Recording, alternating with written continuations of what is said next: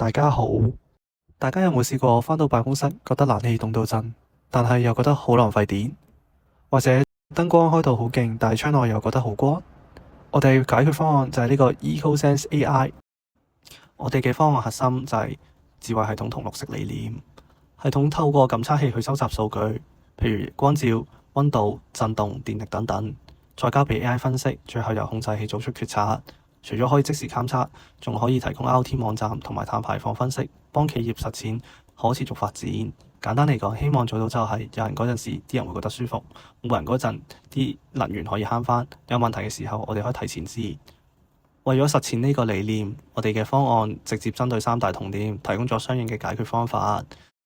第一，我哋會有效節省能源，系統會透過室內外溫差同埋光照度，會自動調節設備嘅功率。第二就係我哋嘅數據可以可視化，建立一個直觀嘅網站界面，俾用戶可以即時掌握到大樓設備嘅狀態同埋數據分析。第三就係預測性維護，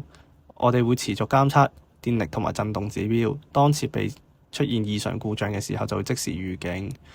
可以喺故障惡化之前就主動介入去處理。網站界面係我哋嘅亮點之一，登入之後你係可以見到設備狀態總覽，包括即時嘅電壓、功率、震動、亮度，同埋你今個月嘅用電同埋慳咗幾多錢。咁用電分析頁面就會有冷氣同埋燈光嘅趨勢圖，仲有啲 AI 嘅智能建議添。最實用就係維修預測中心，系統會顯示到震動監測嘅趨勢同埋 AI 嘅預測。咁譬如可能5日內維修有異常就即刻彈出警報，做到真正嘅預防。總括嚟講，我哋嘅項目已經完成硬件開發、控制邏輯同網站原型，下一步係實地測試同模型調整，最終目標係將成品小範圍正式投入及使用。